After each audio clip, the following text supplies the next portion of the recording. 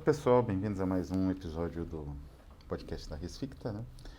E hoje nós teremos um Biblioteca Submersa depois de muito tempo. Vamos recuperar aí a nossa tradição de resenhas de obras heréticas e inusuais, em geral de editoras bastante obscuras e ah, subversivas, eventualmente independentes. E hoje nós vamos falar, seguindo um pouco, né, algumas questões que a gente falou a respeito da minissérie de TV. Minissérie não, né? Uma telesérie de TV. Deve ter várias temporadas. Silo, da Apple TV. Uma série que eu particularmente apreciei bastante. Elogiei, recomendei. Tendo em vista, contudo, que não, existe um aspecto de aproveitamento de elementos bastante usuais da ficção científica. Como eu disse, é um gênero que tem uma pesada codificação desses elementos e eles vão, digamos assim, disputando espaço conforme o tempo vai passando em determinados momentos, né? Propriamente da ficção científica, vai se moldando determinadas formas de ficção científica. O Silo ele inaugura uma ficção científica interessante, que é uma ficção pós-apocalíptica, distópica, mas que trabalha com uma realidade social mais fluida, que mais ou menos corresponde ao fascismo atual, né? O fascismo atual ele não é um regime que tem uma tendência nem o fascismo na verdade tinha, né? Inclusive uma crítica clássica das distopias literárias foi feita pelo Anthony Burgess, né, o escritor de Laranja Mecânica, num livro que chama 1985, que ele fala que essas distopias derivadas do nós, do Zamiatin, que é praticamente todas as distopias do início meados do século XX, né, digamos assim, dos anos 30 aos anos 60, incluindo O Admirável Mundo Novo, os livros da Ayn Rand, We the Living, né, o próprio 1984, eles tinham um problema de, digamos assim, precisava de uma robusta suspensão da descrença para você acreditar num regime monolítico no qual não existe saída, não existe cotidiano, a opressão é constante, né? E aí ele, digamos assim, apresenta, já no Laranja Mecânica, mas em outras obras, umas ideias mais fluídas de sociedade distópica ou de sociedade, assim, ele vai por um lado em que é o caos que impera nesse tipo de sociedade. Então existe uma desagregação constante, o que impede, e isso que atomiza, né, e não só o terror. É uma tese interessante, do ponto de vista de tanta realidade quanto da ficção, de fato, um regime distópico, um regime totalitário, né? Ele não se basta em si, ele não se apresenta como ele é, ele se apresenta, de certa forma, como uma utopia. E ele é uma utopia. Então, no Silo nós temos isso. É muito bem articulado, porque o sistema repressivo ele é duro, né? Eu falei até isso. Ele é violento, mas ele não é tão efetivo quanto seria de se esperar, né? Ou que se encontra em outras distopias mais antigas, inclusive, né?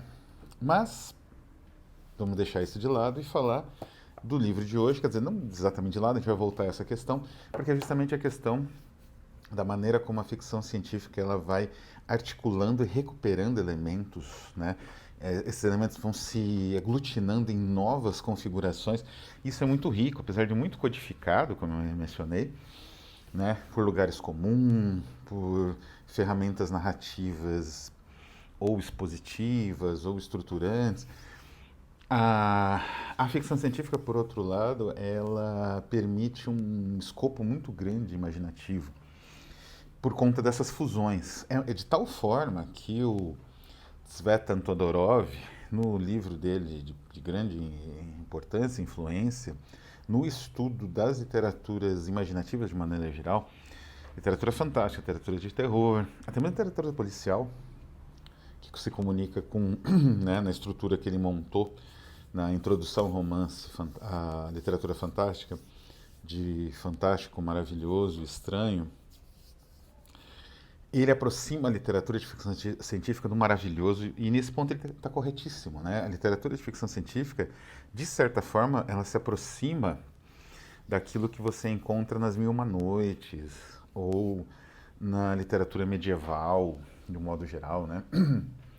Só que agora transportado, evidentemente, para questões futuristas, ou questões, digamos assim, de uma solução imaginativa da ciência, né?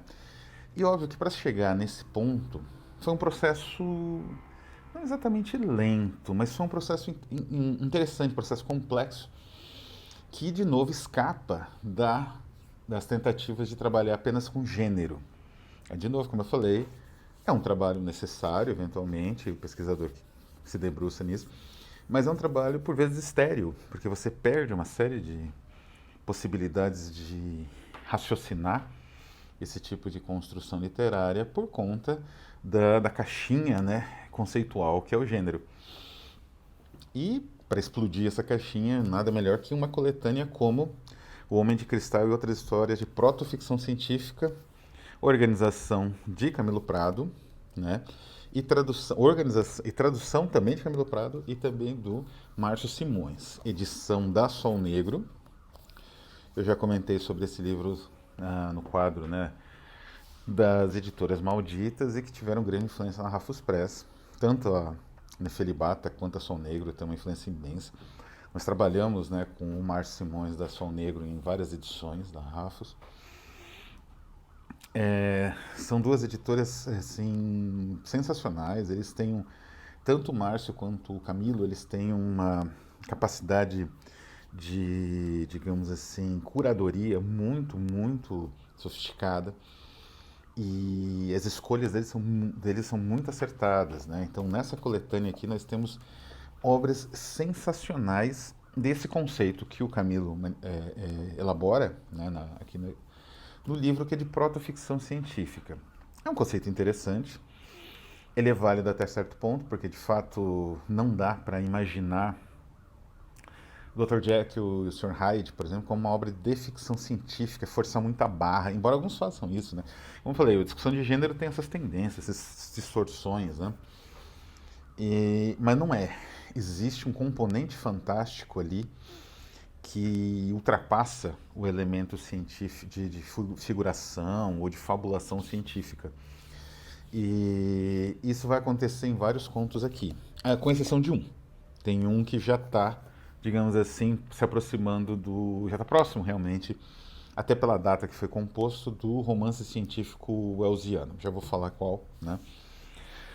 Mas os outros contos têm várias aproximações com a ciência que são incríveis, sensacionais, e também aproximações com, digamos assim, elementos literários marcados, definidos, que vão mais ou menos compondo, né, aquele arco de influências e de figurações, né, da ciência e da ficção antes da formalização da ficção científica no século XX, né? Então no livro nós temos 6 contos. 6 contos, né? É um livro curto, ele tem 150 e poucas páginas. A leitura é praticamente em uma semana. Eu que leio lento e tenho um monte de coisa para ler junto. A pessoa que senta para ler, lê isso aqui em, sei lá, uma noite, uma tarde. E são, então, 3 contos traduzidos por... 3 contos traduzidos por Camilo Prado. 2 contos traduzidos, inclusive um que é quase uma noveleta, que é esse que se aproxima do Wells, que eu já vou falar, não é? Pelo Camilo Prado, e O Dia de um Homem em 1920, de João do Rio, em português mesmo. E o que nós temos aqui, né? Quem são esses autores? Ele começa com Horácio Caliban e Os Autônomos, de Eduardo Holmberg. É um autor argentino bem menos conhecido, da virada do século XIX para o século XX. Esse conto é extremamente inventivo e ele tem uma abordagem interessante porque ele, ao mesmo tempo, recupera o Hoffmann de uma forma bastante peculiar, tem vários elementos hoffmannianos, como eu falei, e nisso o Camilo também destaca, né, aqui no pós-fácil e tal, que esses construtos eles dialogam com uma tradição que não é assim, exclusivamente científica ou não tem aqueles elementos codificadores da ficção científica, como eu mencionei. Que elementos são esses? A distopia, a sociedade organizada em forma de, não de castas, mas em forma de o seu lugar, né, dentro da estrutura, da mega estrutura. Isso daí são justamente os elementos que vão codificando, né, a tecnologia mais ou menos compreensível. Enfim, esse tipo de elemento que vai codificando a ficção científica, né? Esses elementos não existiam no final do século XIX, então você buscava no fantástico, né, as formas de você, digamos assim, ah, nas formas literárias do passado, estratégias para a narrativa se desenvolver, ter um impacto no leitor, construir, né, a história ser construída, né, diante do leitor, e isso acontece com uma enorme eficiência nesse primeiro conto sobre autômatos, né? E que é um conto brilhante, né? Assim, ele tem um elemento, embora isso é interessante nessas ficções, digamos assim, mais ou menos contemporâneas do universo do Verne e do Wells. A gente pode dizer que o Verne e o Wells eles deram início, eles foram a transição entre um momento do romance científico, né? Seria o século XIX. Esse termo é utilizado muito pelo Wells, mas ele caracteriza um pouco essas ideias que são ao mesmo tempo próximas da ciência da época, mas muito imaginativas em alguns pontos quase ou alegóricas ou sobrenaturais. Isso vai acontecer aqui bastante, né? Vai estar nos limiares. O Poe tem um pouco disso, não é? O Stevenson que eu mencionei, até mesmo o Frankenstein, né? Tem muito de alquimia, de uma possibilidade incompreensível da ciência de fazer um corpo, né, não vivo andar. Aí você compensa com imaginação, etc. Mas ao mesmo tempo ele dialoga com, né, ele é um espelho, né, ele dialoga com outro momento. E esse primeiro conto ele dialoga muito com o Philip K. Dick, por exemplo, né, com a formiga elétrica, com essa ideia de que ah, será que você consegue determinar se sua identidade é a sua identidade mesmo? Se você existe conforme as suas memórias dizem que você existe, ou se isso tudo é implantado e você existe agora? Você começou a existir agora, você é um ser artificial de alguma forma? Esse questionamento que é essencial no Philip K. Dick tem nesse primeiro conto. De uma outra forma e dialogando com uma outra tradição. Então, às vezes, são interessantes esses contos, né? Foram muito bem escolhidos pelo Camilo, porque eles, ao mesmo tempo, te dão essa vertigem, né? Você está lendo algo que você vê que é arcaico, que tem uma vinculação arcaica com o universo hoffmanniano, por exemplo, mas, ao mesmo tempo, ele tem um espelho que ele revira e você contempla o futuro. Contempla a literatura de um Philip K. Dick, né, por exemplo, os questionamentos, né, ou de outros autores aí de ficção científica, especialmente soviética, como o Stanislaw Lem, né, soviética e do leste europeu, né, o Stanislaw Lem era polonês. O segundo conto, O Homem de Cristal, antecipa o Homem Invisível do Wells em alguns anos, esse Homem de Cristal é em 1881, né, mas, de novo, o romance do Wells ele é mais científico, vamos dizer assim. Ele tem uma pegada um pouco diferente, até mais brutal, inclusive. Aqui é um pouco mais romântico, existe uma pegada de uma narrativa um pouco mais romântica aqui. E esse que é o foco, aliás, né? Uma narrativa romântica. Romântica no sentido de romantismo mesmo, dessa algo fáustico, né? Dessa essência fáustica da ciência. Muito interessante também. É um diálogo, né, com esse elemento fáustico que já aponta para o futuro quase que imediato, que é o Homem Invisível Elziano, né? E, novamente, é uma história muito bem urdida. A maneira como os personagens, digamos assim, percebem invisibilidade é muito original. muito interessante e, ah, enfim, muito diferente, assim, uma obra única, né? É um conto breve, mas é muito bem confeccionado por Edward Mitchell. Bom, voltando, aí nós temos A Última Loira. Esse conto é incrível, é um achado do Camilo Prado, do autor Clemente Palma, do Peru. Esse autor ele tem umas ideias muito bizarras sobre raça, assim, condizentes com a época que o conto foi escrito, 1904. Tem alguns elementos de ironia também. Ele me fez pensar muito no literatura nazista da América, né, do Bolanho, Roberto Bolanho, porque existe uma comunicação curiosa, né, desses autores do início do século XX, da América, com a Europa. De uma forma também, ao mesmo tempo, irônica, ao mesmo tempo, às vezes, tem algo de reflexivo, algo de irônico, algo assim, não bem contestatário, mas de querer né, fazer uma inversão de certos princípios racistas, né, da época. E isso é muito bem aproveitado nesse conto, que é sensacional. Tem uma estrutura de história baseada na alquimia, que é única e, enfim, ele vai causar desconforto a certos autores, leitores mais sensíveis, né? Com essas questões, digamos, de cancelamento e tal, mas é um prato cheio esse conto e para essas reflexões exatamente, como a que o Bolanho propõe, né? Que eu falei que é justamente algo muito mais amplo, uma maneira muito mais ampla de entender, inclusive, as posições dos autores em relação ao nazismo, fascismo, racismo, o que for. É, Depois temos A Máquina Para, de M. Foster, de 1909. Esse conto é sensacional.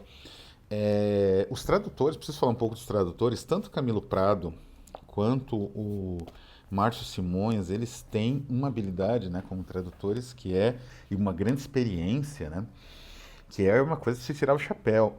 Então o Márcio Simões, que traduz A Máquina Para, ele tem muita fluidez, né? É um poeta, então ele consegue captar as percepções que o Foster está passando com uma linguagem quase poética. Então é uma leitura ao mesmo tempo muito bonita e deliciosa e, como eu disse, sensacional, né? O Silo, né? A minissérie, eu assisti alguns episódios lendo esse livro e era incrível quanto que Uma Máquina Para é parecido com a história do Silo, né? Provavelmente o autor da tal da trilogia original, que é um autor contemporâneo, deve ter lido o Foster 200 vezes, deve ter lido até na escola esse Machine Stops, né? E ele trata de uma humanidade que vive no subterrâneo e é uma distopia, mas a abordagem do Foster é muito mais poética do que propriamente de um romance investigativo ou de uma narrativa de aventuras, que costuma ser a abordagem de muitas obras de ficção científica contemporâneas. Enfim, é uma leitura sensacional. Eu recomendo fortemente esse livro pelos todos os contos, mas Machine Stops tem não só Machine Stops, um outro conto também eu achei sensacional. Tem um espaço reservado para, inclusive, para compreensão da própria história da ficção científica, né? E das distopias, porque esse é de 1909. É uma distopia mais original, porque ela vem antes da do Zamiatin. Então é leitura obrigatória para quem estuda, né? E a tradução do Márcio Simões é sensacional. Depois temos um conto curto do João do Rio, engraçadíssimo, é uma sátira, né? Ao futurismo, né, da época, que é o Dia do Homem 1920. Muito dentro da proposta também uma espécie de distopia, mas muito, muito engraçada. E depois temos Os Misteriosos Estudos do Professor Krull. Como o conto do Foster, né, A Máquina Para, Os Misteriosos Estudos, essa tradução do Camilo Prado, é incrível. É um conto, o Camilo Prado ele é um pesquisador que tem uma sensibilidade muito grande para esses contos populares franceses do início do século XX, que foram essenciais para a construção, através do teatro Grand Guignol, né, construção do que seria o Pulp Fiction. Né? Eles influenciaram e foram influenciados por várias tendências de literatura popular e literatura pulp, digamos assim, ou literatura mais ou menos nesse diapasão experimental. Né? O próprio Xradok, né, que a Rafa está lançando em breve, do Louis Levy, tem um pouco disso, esse diálogo. Né? Era uma época muito rica, depois se perdeu e ficou mais o pulp americano, americanizado. O que é uma pena, porque o pulp francês, que é a influência, né, do pulp americano, surgiu antes, ele tinha, e de outros países da Europa, né, o Louis Levy dinamarquês, eles tinham uma riqueza muito grande, né, uma riqueza muito própria. E esse conto do, que é um autor, do Paul Arrozat, né, deve ser Paul Arrozat, né, França, ele é sensacional, assim. Ele lembra, às vezes, existe um mistério e o protagonista tenta desvendar esse mistério em torno de um cientista. Ele, às vezes, lembra um pouco até certos contos do Eichmann. Ele é Eichmannesco, até certo ponto, né? Depois ele deixa de ser. Mas é um conto incrível, né? A maneira como o mistério é construído, o desenlace final, o tipo de enigma, né, que estava mobilizando ali os personagens, é... enfim, esse conto é assim, o fechamento perfeito, né, de uma coletânea que é um dos grandes livros lançados no Brasil esse ano já, né, com certeza. Infelizmente vai ser pouco lido, né, são editoras independentes que se, digamos assim, que fazem o possível, inclusive até para baratear as edições, mesmo assim não tem tantas vendas e nenhum jornal menciona, pouca gente menciona, né? Mas corra atrás, porque vale a pena. É um dos melhores livros do ano e é sensacional, né? Esse último conto daria um filme muito bom. Então é isso, vou ficando por aqui. Um abraço a todos e até a próxima.